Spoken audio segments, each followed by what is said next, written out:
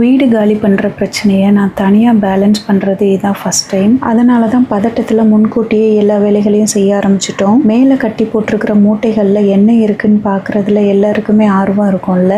நானும் ஏதோ முக்கியமான பொருட்கள்லாம் வச்சுருக்கிற மாதிரி ஓப்பன் பண்ணி பார்த்தேங்க. கீழே இருக்கிற பொருட்களை தவிர மேலே கட்டி போட்டிருக்கிற பொருட்களில் முக்கியமாக நான் சொத்தாக வச்சுருக்கிறது இந்த பொருட்களை தாங்க. வீடு காலி பண்ணுறப்போ அவர் எல்லாத்தையும் எடுத்து வை, யூஸ் ஆகும் அப்படின்னு சொல்லுவார். இந்த கவருக்குள்ளே கவராக ஏன் இருக்குது அப்படின்னா இதில் தான் மற்ற பொருட்கள் எல்லாம் வச்சு கட்டி கொண்டு வந்திருந்தோம். இங்கே என்ன பொருட்கள் இருக்கோ அது எல்லாமே இவர் வாங்கினது தான். நான் ஒர்க் முடிச்சுட்டு வந்ததுக்கப்புறம் பசங்க கிட்ட கேட்டேன், இன்னைக்கு கொஞ்சம் க்ளீன் பண்ணிடலாமா அப்படின்னு. சரின்னு சொன்னாங்க. அதனால தான் இந்த வேலைகளை செய்ய ஆரம்பிச்சிட்டோம். உங்களுக்கு ஒரு உருப்படியான பொருளை ஏதாவது காட்டணும்னு நினச்சேன். நல்ல வேலை. இங்கே பாருங்கள், பொங்கல் பானை இருக்குது பாருங்கள், பித்தளையில் இருக்குது. இந்த ரெகுலேட்டரில் லீக்கேஜ் இருந்ததுனால தான் வேறு ரெகுலேட்டர் ஃபிக்ஸ் பண்ணிட்டோம். ஆனாலும் இந்த ரெகுலேட்டரை இன்னமும் வச்சுருக்கேன். ஏன்னு தான் தெரியல. ஆனால் இன்னைக்கு தேவையில்லாத குப்பைகளை எல்லாம் டிஸ்போஸ் பண்ண போகிறோம். இது நான் முன்னால் செடி வளர்த்தப்போ வாங்கினதுங்க. இதில் 4 பீஸ் இருந்தது. ஒரே ஒரு பீஸ் மட்டும் யூஸ் பண்ணிவிட்டு மிச்சத்தை புதுசாக அப்படியே வச்சுருக்கேன். காயெல்லாம் கடையில் போடுறது, புக் ஷாப்பில் கொடுக்கறதுன்னு ஒவ்வொரு பொருளையும் தனித்தனியாக பிரித்து வைக்க போகிறோம். எல்லாரும் ரொம்ப முக்கியமான பொருளை தான் மேலே கட்டி போடுவாங்க. நான் மட்டும்தான் வேஸ்டான பொருட்கள் எல்லாம் மேலே கட்டி போட்டிருக்கேன்னு நினைக்கிறேன். இதில் பெரிய பானை இருக்குங்க, குத்து விளக்கு 2 இருக்குங்க. இது கண்ணுக்கு முன்னால் இருக்கிறது சேஃபாக இல்லாமல் இருந்ததுனால இதை மேலே கட்டி போட்டுட்டேங்க. சோஃபாவோட சைடு சீட்டர், கட்டில் இதெல்லாமே சேல்ஸுக்கு கொடுக்கலாம் அப்படின்னு நினைக்கிறேங்க. இந்த கேபிள் ஒயரெல்லாம் காயெல்லாம் கடையில் தாங்க போட போகிறேன். இந்த வீட்டுக்கு வரப்போ பீரோவை மேலே ஏற்ற முடியலைங்க. அப்போது இந்த கயிறை கட்டி தான் மேலே இழுத்து ஏற்றுனாங்க. அப்புறம் இன்னும் சில பல முக்கியமான ஐட்டம்ஸ் எல்லாம் வச்சுருக்கேன் பாருங்கள். மளிகை ஐட்டம் போட்டு வைக்கிறதுக்காக ஒரு சின்ன பாக்ஸ் இருக்குங்க. இதை இனிமேல் போகிற வீட்டில் யூஸ் பண்ணலான்னு நினைக்கிறேங்க. அழகாக இருக்குல்ல. வீட்லேயே பசங்களுக்கு காரா பூந்தி எல்லாம் செஞ்சு கொடுத்துருக்கேங்க. அதுக்கு தான் இந்த கரண்டி வாங்கினது. இதை யூஸ் பண்ணி ஒரு நாள் காரா பூந்தி செஞ்சு நான் வீடியோ போடுறேங்க. தயவு செஞ்சு மன்னிச்சிருங்க. நீங்கள் என்ன நினைப்பீங்களோ, என்ன சொல்ல போகிறீங்களோ எனக்கு தெரியல. இந்த சாக்கு பையில் நான் வச்சுருக்கிற இந்த பொருட்களை எல்லாம் நீங்கள் பார்த்துட்டு என்னம்மா இதெல்லாமா கட்டி இத்தனை வருஷம் பத்திரப்படுத்தி வச்ச அப்படின்னு நீங்கள் நினச்சிருப்பீங்க. பாத்திரங்கள்லாம் என்கிட்ட அதிகமாக இல்லைங்க. நீங்கள் கிச்சன் டூர் பார்த்துருப்பீங்க. அந்த கிச்சன் டூரில் என்ன பொருள் இருக்கோ அதுதான் என்னோட மொத்த பாத்திரங்களும். இது தண்ணி குடிக்கிறதுக்காக வாங்கினது தான். செம்பில் 1, பித்தளையில் 1 இருக்குங்க. இதில் கடுக்காய் இருக்குங்க.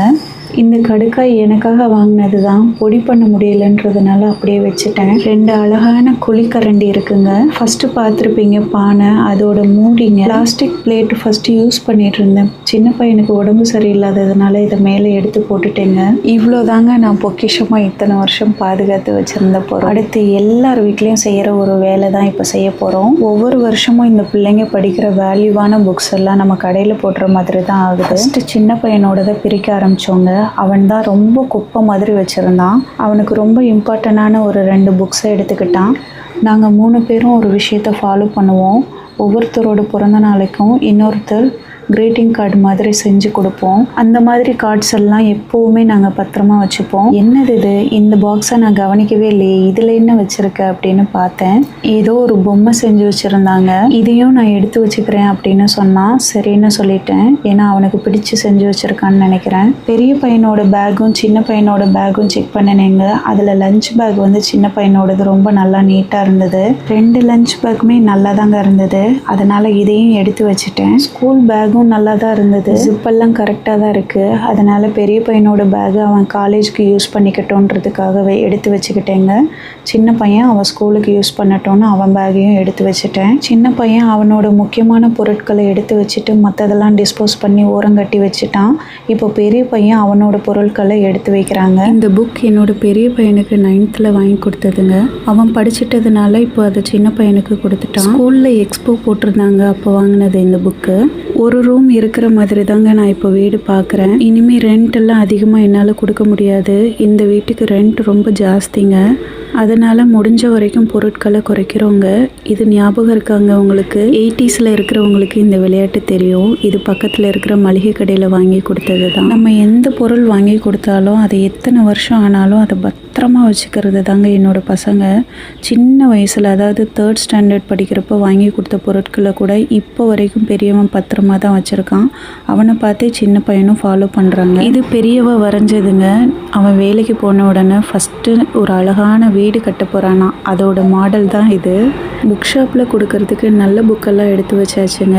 ஏன்னா அதுக்கு கொஞ்சம் அமௌண்ட் அதிகமாக கொடுப்பாங்க. அதனால தான் ஒவ்வொரு பாக்ஸாக கொண்டு போய் சின்ன பையன் ஹாலில் வைக்க ஆரம்பிச்சிட்டான். சின்ன பையன் ஷெல்ஃப் எல்லாம் க்ளீன் பண்ணி வச்சாங்க. சின்ன பையன்கிட்ட சொன்னீங்க, உனக்கு செட் ஆகாது, நீ ஹாலில் இருன்னு. ஆனால் அவனுக்கு ஒரு பயம் இருந்தது, அவனோட முக்கியமான பொருளை ஏதாவது நான் எடுத்து குப்பையில் போட்டுருவேணும் அப்படின்னு. அதனால தான் அவன் கூடவே இருந்தாங்க.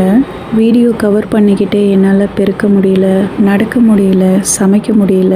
வீடியோ கவர் பண்ணுனா ரொம்ப கஷ்டமாக இருக்குங்க. ஒன் டே நம்ம செய்கிற விஷயங்களை எல்லாம் வீடியோலையும் கவர் பண்ணணும்னு வீடியோ எடுக்கிறப்போ நம்ம ஒரு அட்டென்ஷனில் இருக்கிற மாதிரியே இருக்குங்க.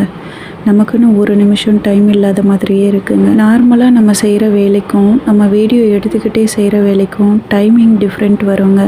நான் வீடியோ எடுத்துக்கிட்டே ஒரு வேலை செய்கிறப்போ எனக்கு டைம் ரொம்ப லாஸ் ஆகிற மாதிரி ஃபீல் ஆகும். வீடியோ ரொம்ப ஷேக் ஆகுது. நான் கையிலேயே வச்சுக்கிட்டு நான் நடந்துக்கிட்டே பண்ணுறதுனால அந்த மாதிரி இருக்குங்க. இதெல்லாம் கடையில் போடுறதுக்குங்க. இப்போது என்னோட சமையல் வீடியோவுக்கு நீங்கள் வந்துட்டீங்க. இந்த நெல்லிக்காய் கொஞ்சம் பழசாகிற மாதிரி இருந்ததுனால இதை நம்ம ஊறுகாய் போட்டு வச்சிடலாம் அப்படின்றதுக்காக எடுத்தேங்க. நெல்லிக்காயை சீடு எடுத்துட்டு கட்டரில் போட்டு கட் பண்ணேங்க. அதில் நிறைய சாறு இருந்ததுங்க. அதை பார்த்த உடனே திடீர்னு ஒரு யோசனை வந்தது. அந்த சாரெல்லாம் நம்ம ஃபில்டர் பண்ணி குடிச்சிட்டு இந்த சக்கையை நம்ம சமைச்சிக்கலாம் அப்படின்னு தோணுச்சுங்க. இவ்வளோ சாறு வந்திருக்கு, இதை சமைக்கிறப்போ ஆவி ஆயிரும்ல, அதுக்காக தாங்க இதை நாங்கள் ஃபில்டர் பண்ணி குடிச்சிட்டோம். சின்ன பையனுக்கு ஊற்றி கொடுத்தேன். எந்த ரியாக்ஷனும் இல்லாமல் கடன்னு குடிச்சிட்டு டம்ளரை கொடுத்துட்டான். நானும் எனக்கு ஒரு டம்ளர் ஊற்றி குடிச்சிக்கிட்டேங்க. ஏன்னா பெரியவன் இன்னும் வரல, பேப்பர் போட்டுட்டு அவனோட ஜூஸை அவன் குடிச்சுக்கிட்டோன்னு அப்படியே வச்சுட்டேங்க. இப்போ ஒரு பக்கம் சாதம் வேகுது, நெல்லிக்காய் ஊறுகாய் போட்டுடலாம் அப்படின்னு நினச்சேங்க.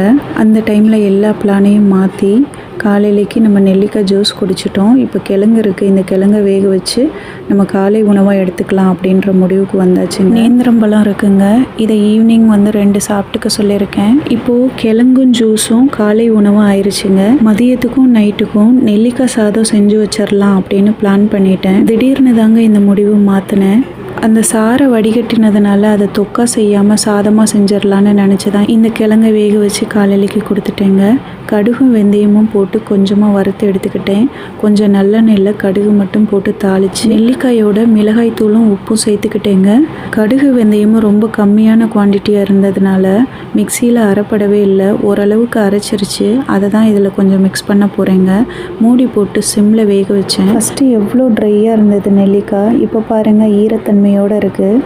பெரியவனும் வந்துட்டாங்க. ஜூஸை குடிச்சிட்டு கிழங்க சாப்பிட ஆரம்பிச்சிட்டான். நானும் கிழங்கு சாப்பிட்றேங்க. இந்த தோலெல்லாம் ரிமூவ் பண்ணிட்டு தான் சாப்பிடுவோம். சாதத்தை வடிகட்டியிருக்கேன், அதுக்குள்ளே நான் கிழங்க சாப்பிட்டு முடிச்சிருவேன். அதுக்கப்புறம் சாதத்தை கிண்டி வச்சுட்டு நானும் கிளம்ப ஆரம்பிச்சிருவேங்க. நான் பசங்க கிட்ட சொல்லிட்டேன், உங்களுக்கு பசி எடுத்ததுன்னா ஒரு 12 o'clockலாம் நீங்கள் மதிய சாப்பாடை சாப்பிட ஆரம்பிச்சிருங்க அப்படின்னு சொல்லியிருக்கேன். இந்த வீடியோ பேசிகிட்டு இருக்கிறப்பவும் ஏதோ போதையில் இருக்கிற மாதிரியே தாங்க ஃபீல் ஆகுது. அந்தளவுக்கு டயர்ட் இருக்குது உடம்பு. ஒரு வைராகியமாக தான் நான் எல்லாத்தையுமே செஞ்சிட்ருக்கேங்க.